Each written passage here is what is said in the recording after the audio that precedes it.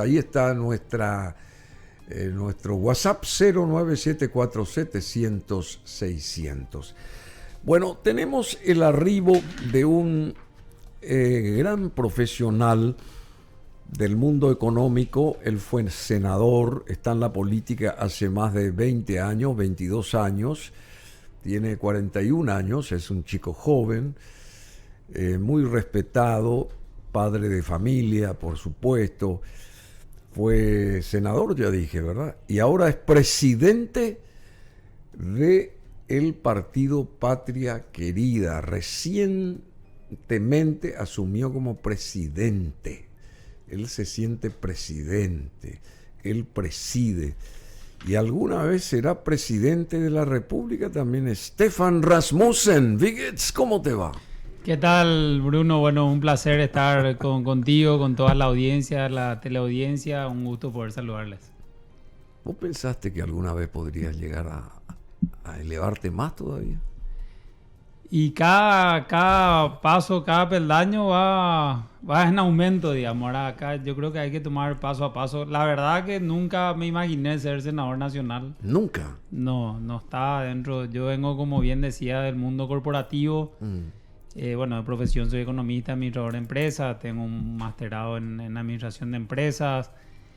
Trabajé muchos años en el mundo corporativo, estuve en multinacionales, estuve por Tanzania, por Kenia. Ese era mi... Tanzania y Kenia. Ese era mi camino en ese entonces. Y ahí ¿verdad? También estuvo Santiago Peña, me parece. Estuvo por uno de los países del África. La verdad que no sé. Sí. ¿Y sabes quién estuvo también por ahí? Este hijo de Gloria España. Sí, Marcelo Gutiérrez. Con Marcelo nos cruzamos en Tanzania. Que es más o menos contemporáneo tuyo también. Sí, con Marcelo nos cruzamos ¿Y qué hay allá en Tanzania que se va toda la gente? Bueno, en ese momento... Porque ahora en Senegal el presidente tiene 2 esposas, el nuevo presidente de Senegal. ¿Ustedes por eso viajan hacia el África, che? No. Yo me fui ya con mi esposa, una esposa. Una esposa. Una esposa, casado, un matrimonio. ¿Y cuántos católico. hijos tienen ustedes? 3 hijos. 3 hijos. Yo te decía, o sea que, y más o menos todos conté, ¿cómo es vivir allá en el África? Experimentar. Bueno, nosotros yo fui por trabajo, ¿verdad? Yo trabajaba en el rubro de telecomunicaciones. Y realmente una experiencia muy interesante. Yo fui muy joven, con 24 años. Fui como gerente, después director comercial, tenía a cargo mucha gente, 500, 600 personas, era una empresa muy grande, sí. ¿Y la empresa se llamaba o se llama? Yo me fui por Millicom primero, Millicom, que sí. acá es la dueña de la marca Tigo, digamos. Sí, claro. Telecel en ese entonces. En ese entonces.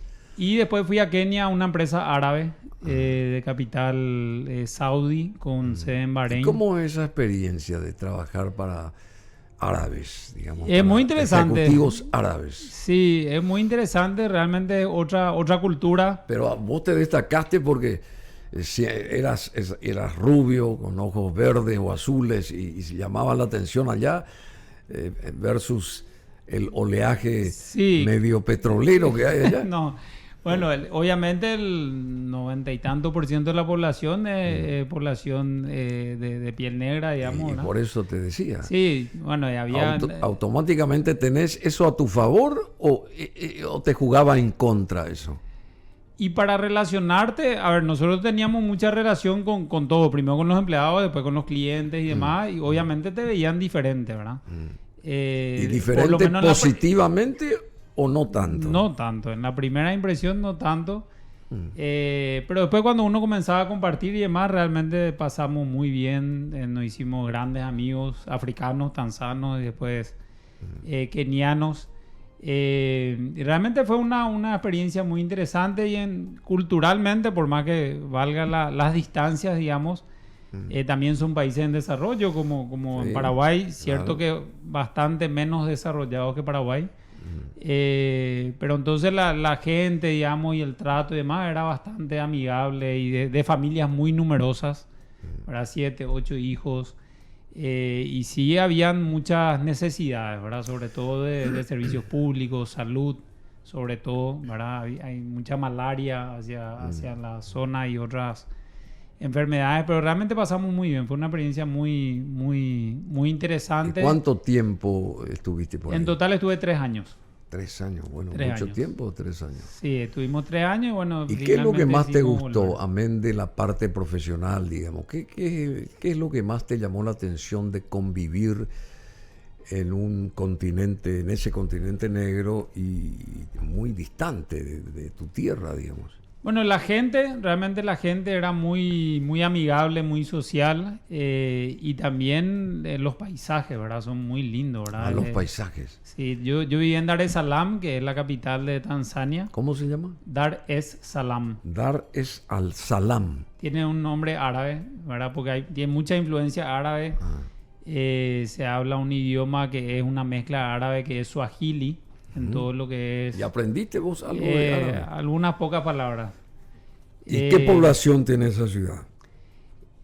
Bueno, el país tenía alrededor, en ese entonces, hace 20 años, alrededor de 40 millones de habitantes. Ah, mucho. Sí, y las ciudades más importantes tenían 1,5 millones, 2 millones de habitantes. ¿Y eran grandes ciudades o...? Población eran grandes. Eran grandes ciudades, pero poco desarrolladas, ¿verdad? Todo lo que era la parte habitacional, en general, digamos, bastante precaria, la infraestructura, las calles y demás.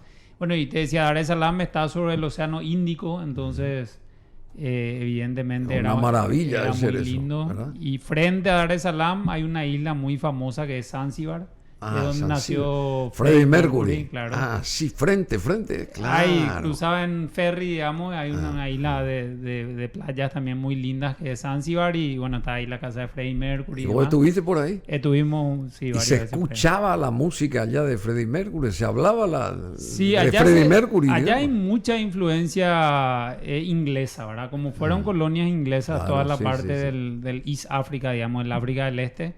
Entonces había mucha influencia inglesa desde el rugby, la Premier League, la música.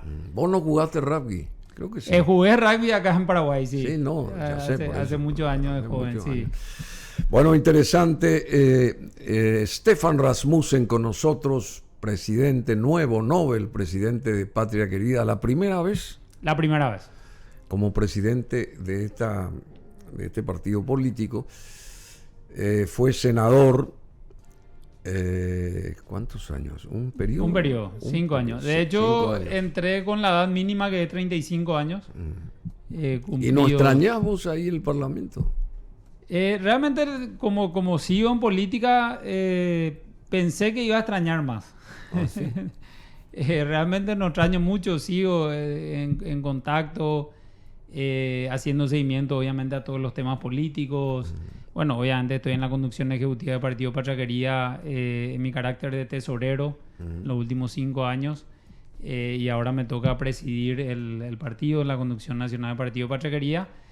Entonces, por lo menos de lunes a jueves, que es donde hay más movimiento en el Congreso, mi agenda, gran parte de mi agenda es agenda legislativa, qué pasa, cómo se vota, cómo se dictaminan los proyectos, hacia dónde van, cuál es finalmente el fin, digamos, de cada proyecto. Entonces sigo muy involucrado en todo lo que es política y especialmente en todo lo que es Congreso. Decime, y el representante de ustedes en el Senado es Orlando Penner. Así es. Porque antes Patria Querida tenía creo que hasta 8 representantes. Tuvimos, 3 senadores y 3 diputados. No, 6. En el periodo legislativo anterior, 6.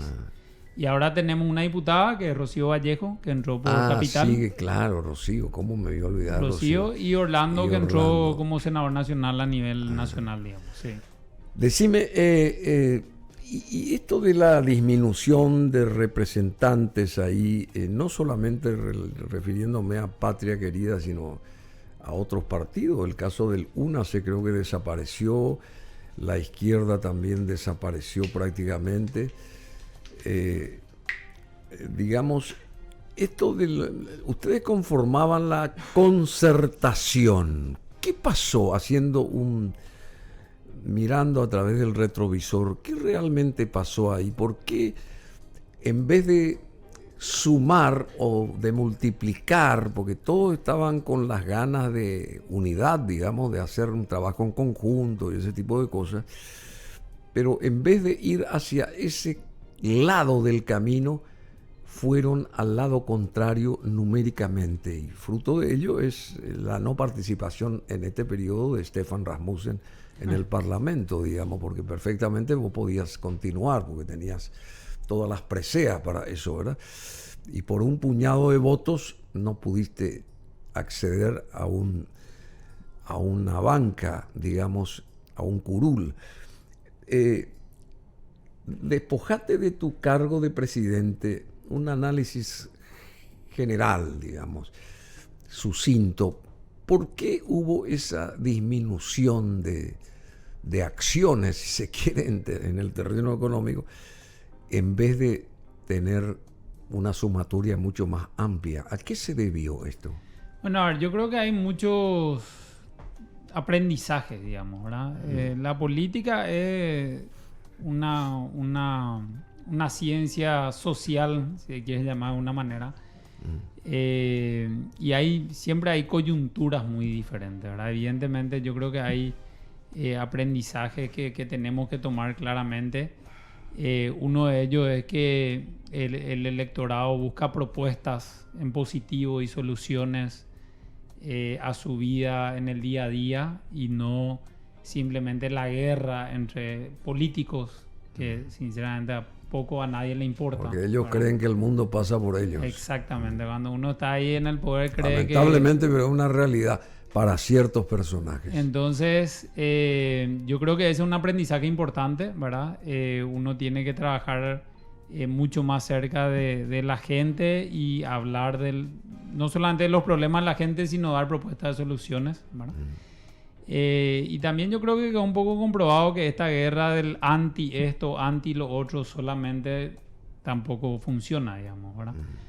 Y además se dan varias coyunturas en cada elección, ¿verdad? En la elección anterior, cuando nos candidatamos en el 2018, la figura, por ejemplo, de Fidel Zavala, que lideró la lista Pachaquería, obviamente atrajo muchísimos votos, ¿verdad? Y pasó, digamos, de manera análoga en el 2023 con Payo Cubas, por ejemplo. Ahora Payo Cubas sacó muchísimos votos, y muchísimos votos también para el Senado y para diputados. Entonces todas esas coyunturas van cambiando muchísimo, digamos. Ahora ninguna encuesta, e inclusive hasta 2, 3 o 4 semanas antes de las elecciones, uno no veía en ese momento que Cruzada Nacional iba a hacer una elección tan buena como la que hizo, por ejemplo, en números, ¿verdad? Entonces yo creo que todo esto son aprendizajes que uno tiene que tomar. Y también muchas veces la política y los políticos estamos muy divorciados de alguna manera de la ciudadanía. Justo esta mañana veía en X, en Twitter, una encuesta que se hacía en Argentina, un personaje que llevaba 2 fotos, no sé si llegaste a ver, una foto de un político y foto de un artista, y todos le identificaban al artista, al influencer, ¿verdad? Y ponían al político al lado y decían, me tiene cara conocida, me suena. O sea, tenemos que encontrar la forma de estar más cerca de la gente, que es lo que lograron grandes personajes actuales de la política del mundo, ¿verdad? Un Trump, un Milei. Sí, ya sé, pero ¿y los políticos paraguayos están cerca de ellos mismos o cerca de quiénes o de qué están ellos? Y generalmente se entra para tener poder y para... ¿Y qué es tener poder? ¿Salir en los diarios así con una foto, satisfacer... unas declaraciones, unas cosas? Y después, ¿dónde está la misión? Y esto, vos estás fuera del Parlamento hoy, pero ¿dónde está la misión de aquellos que son representantes del pueblo, al fin de cuentas? Porque son los parlamentarios los que tienen que hablar por el pueblo y sacar la ventaja para el pueblo, no para ellos. Pero acá ocurre todo lo contrario. Así es. Está totalmente trastocado, yo creo, el objetivo final de la mayoría de los políticos. ¿Y cómo se puede corregir eso? Porque nos vamos a entrar en... desde tu óptica, tampoco te digo como presidente del partido Patria Querida, sino como Stefan Rasmussen, que fue senador, que tuviste una experiencia de 5 años ahí, que habrás visto un montón de cosas en 5 años y cómo se maneja la ruleta de las posibilidades, digamos. Y la suerte cae a veces en saco roto y otras veces para beneficio de cierto sector político. Pero mi pregunta va, ¿cómo se puede beneficiar al pueblo, que es el necesitado? No, y la forma es llegar al poder, ¿verdad? Uno tiene que, finalmente, uno entra a política para llegar al poder y desde el poder transformar. Sí, ya sé, pero ¿cómo se puede depurar este esquema parlamentario? Porque no sé si me estás entendiendo lo que te digo. ¿Cómo pueden ellos digo, los que están ahora, esos curules, ser más conscientes de que no es una cuestión, una carrera entre quién tiene el micrófono o la cámara delante suyo, sino pensar en el prójimo que sí necesita, que para eso están ellos ahí reunidos? No, ¿Cómo se puede? Yo creo que hay dos formas. Lo primero es que le llegue la presión ciudadana y mediática además, ¿verdad? Y segundo es el miedo a perder eventualmente ese poder, ¿verdad? Lastimosamente yo creo que este Senado cometió atrocidades que nosotros no cometimos en 5 años, por ejemplo, ¿verdad? Porque había un espíritu más institucional y de respetar las normas, dicho por el propio Beto Velar, ¿verdad? Que está en el Congreso hace muchos periodos, ¿verdad? Creo que hasta ahora sigue siendo presidente, no sé, me parece. Presidente hasta el 30 de junio. Oficial, sí. Pero aparece ya este otro señor es el que tomó la posta. El que toma la decisión. Por adelantado. Entonces, pero yo creo que eso es porque se sienten con demasiado poder y el poder siempre corrompe y el poder absoluto corrompe absolutamente, ¿verdad? Entonces, yo creo que hay que hacer un contrapoder importante. Y ese contrapoder se puede dar desde la ciudadanía, desde los medios, desde los partidos políticos. Y sobre todo, lo que nosotros siempre decimos de Partido Patraquería es el respeto irrestricto a la ley, ¿verdad? A lo que dice la ley, a lo que dice la Constitución. Yo creo que esa es nuestra mayor y máxima garantía, ¿verdad? Si uno comienza a torcer eso o a incumplir porque tiene mayorías coyunturales y demás, prácticamente ya vale todo, ¿verdad? Entonces esa es la mayor preocupación, ¿verdad? Ahora, pues sí, ¿cómo se puede cambiar para que a la gente le importe, a los políticos actuales que están, le importen más los problemas a la ciudadanía más? Yo creo que eso es muy poco probable, ¿verdad? Si uno ya llega torcido ahí, ya llega con otros intereses para volverse más poderoso, más rico, proteger sus intereses o proteger ilícitos, eso no cambia, digamos, ¿verdad? Al contrario, uno busca más poder para poder defenderse mejor de factores exógenos, ¿verdad? Aquellos que están en la política piensan en empoderarse ellos mismos. Solamente. Pero el problema no es el poder en sí, sino es qué uno hace con ese poder, ¿verdad? Porque el poder, o sea, uno entra a la política para llegar al poder. Ahora, la gran pregunta es, ¿uno llega a ese poder para tener más poder, para satisfacer intereses económicos o de lo que sea, o llega al poder con el mandato constitucional para trabajar para la ciudadanía, ¿verdad? Y claramente los últimos gobiernos y este en particular el actual claramente no tiene esa línea de acción, ¿verdad? Decime, salimos un poco de esta consulta que te dije. ¿Qué pasó? ¿Por qué disminuyó la fuerza de la oposición cuando era concertación? Que se supone que concertar era la consigna, o sea, concertación, la sumatoria de un montón de partidos, movimientos que decían acá, venían y decían que eran 40 más o menos entre movimientos y partidos políticos los que estaban comulgando con la concertación. ¿Y por qué el golpe, ese mazazo fue tan contundente eleccionariamente? ¿Qué pasó? ¿Dónde estuvo se generó la grieta ahí? ¿Por dónde se fue toda la historia? Porque a nivel conjunto de lo que se decía era una cosa, pero del dicho al hecho, pero la realidad era absolutamente otra, porque evidentemente con toda la ayuda de gran sector de la prensa y de la propia Embajada de los Estados Unidos, entre paréntesis, ¿verdad? ¿Qué pasó ahí?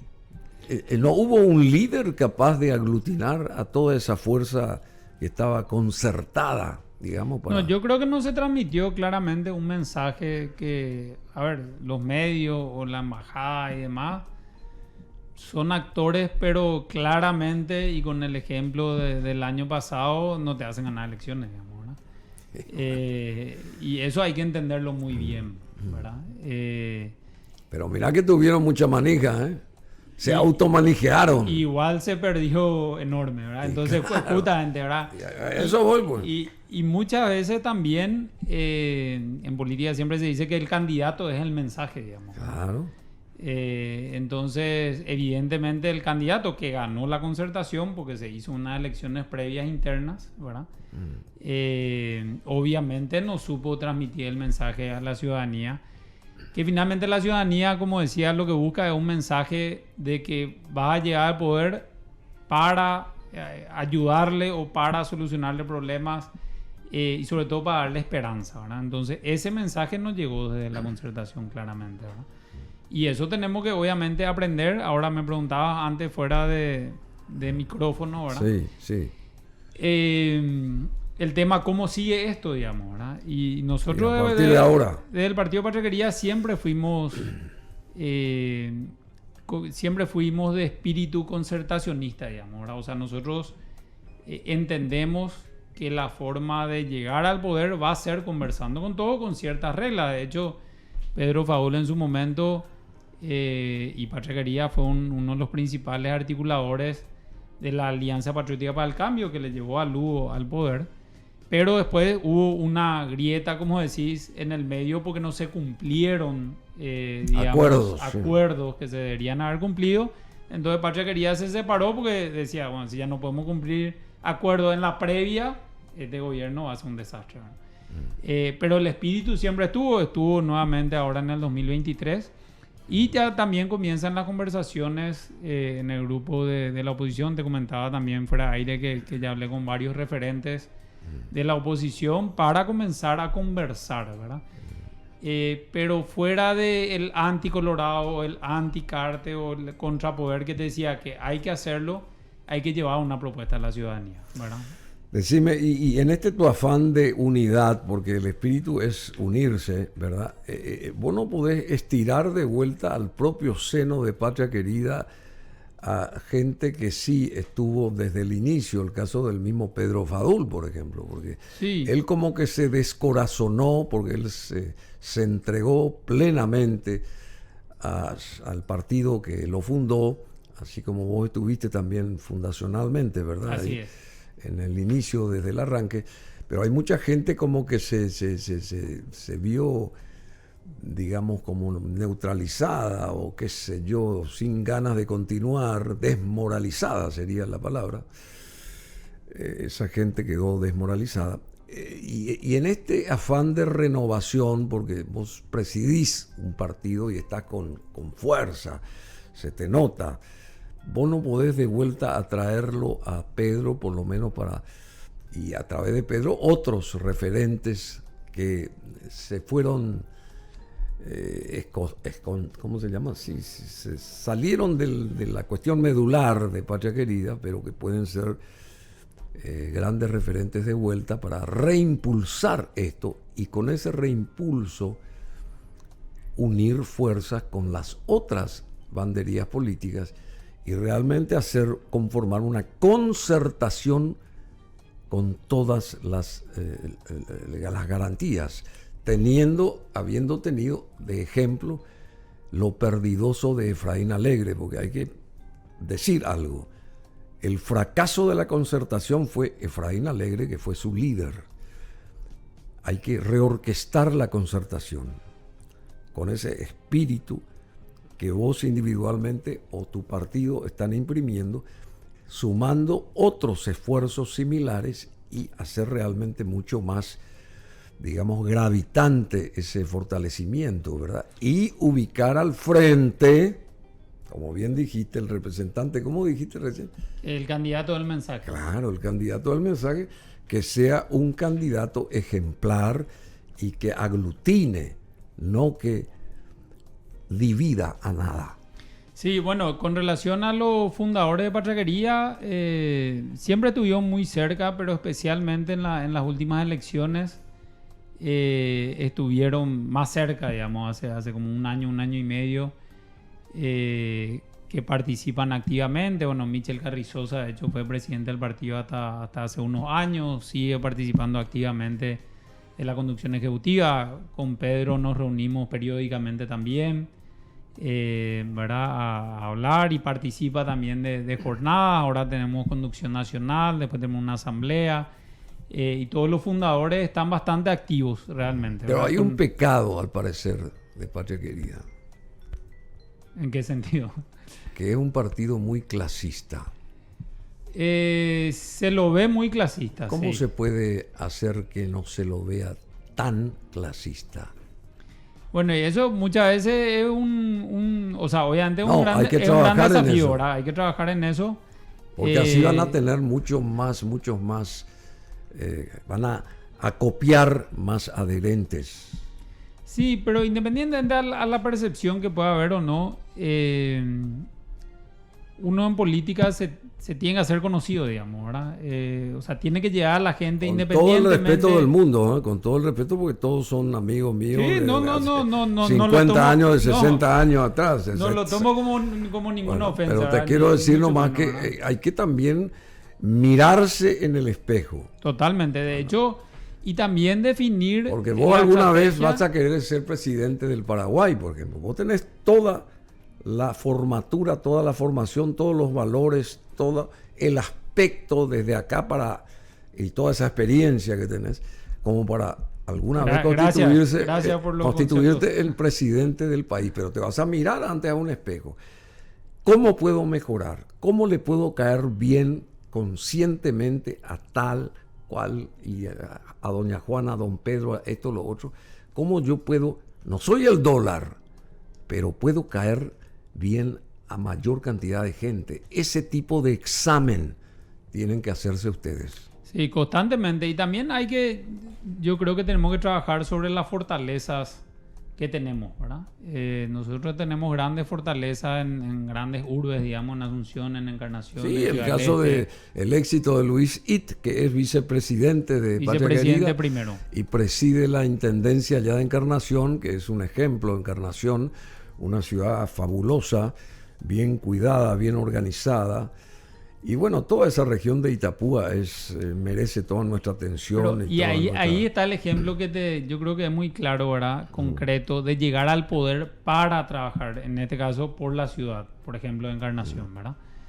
Ese es el ejemplo claro que yo te decía. Tenemos que llegar al poder y desde el poder demostrar que somos diferentes.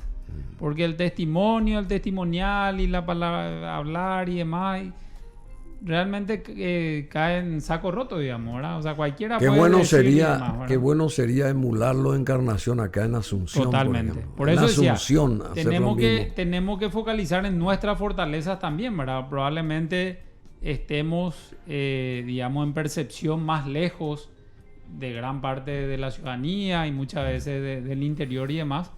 Entonces, yo creo que nuestro próximo objetivo más cercano es fortalecer en Asunción, llegar a la intendencia de Asunción, encontrar un sustituto de Luis It, porque él ya no se puede candidatar porque ya fue por 2 periodos intendente de Encarnación. Sí.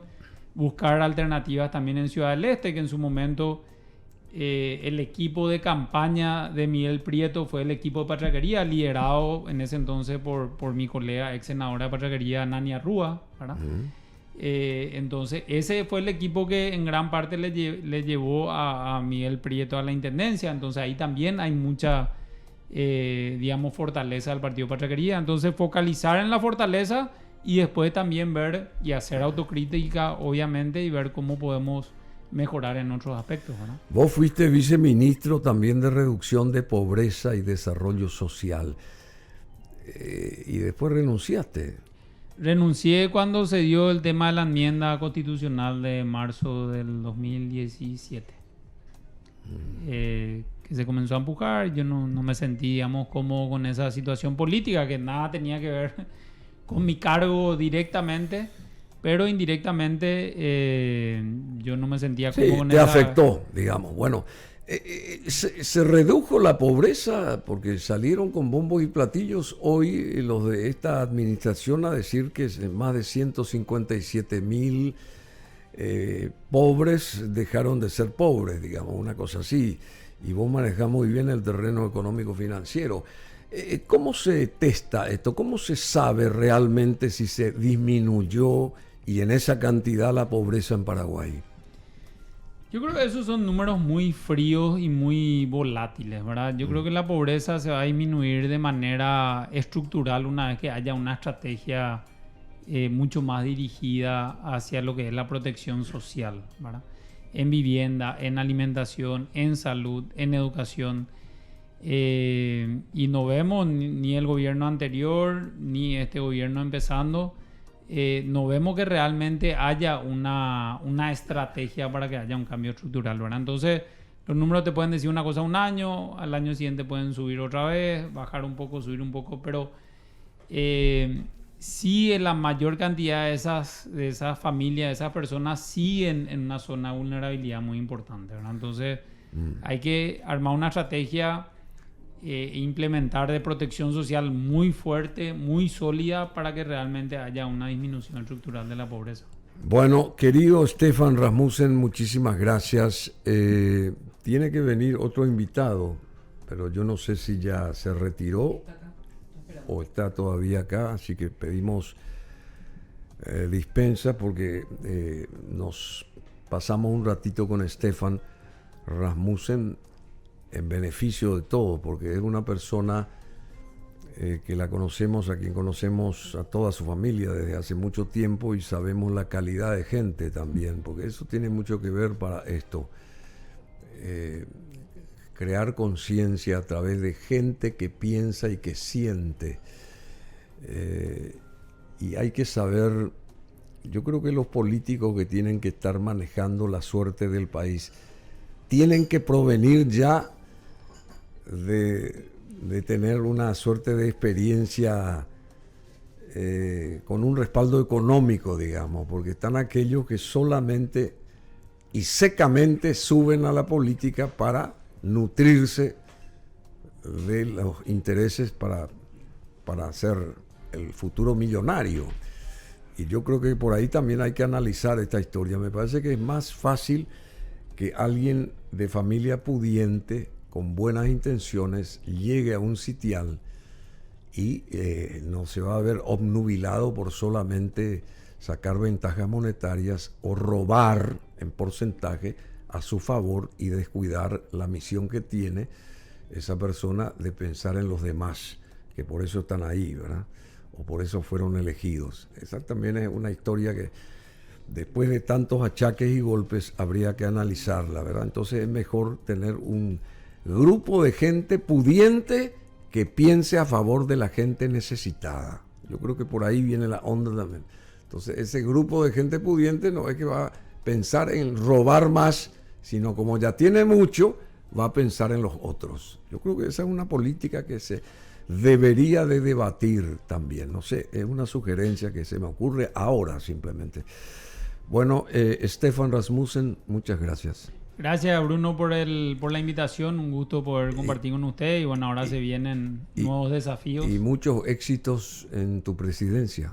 Así es, se vienen nuevos desafíos en la presidencia de Patraquería. Y bueno, vamos a estar haciendo el mejor esfuerzo en beneficio de toda la ciudadanía. Y eso esperamos, eso esperamos. Y esperemos también una nueva concertación, pero con mucho más... Sí, con posibilidad de llegar al poder. Claro, que no sea ¿no te parece? Solamente testimonial, totalmente, totalmente. Ya se tuvo un montón de experiencias, hay que analizar las experiencias, Así no tropezarse con la misma o las mismas piedras, ¿no te parece? Y también el desafío está a conversar con todos, ¿verdad? Porque si uno comienza a excluir y a pensar que es mejor que los demás, ahí se queda solo, ¿verdad? Entonces también esa es una autocrítica que tenemos que hacer todos, comenzando por Patraquería. De no creerse, como se dice, la Coca-Cola del desierto, ¿verdad? Bajarse al terreno, hablar con todo y buscar la fórmula, ¿verdad? Bueno, porque uno, si no, va a perder todo. Hasta el amor uno puede perder, che. Bueno, así se denomina la canción Perdido en el Amor, Lost in Love. Aquí está la gente de Australia, Air Supply.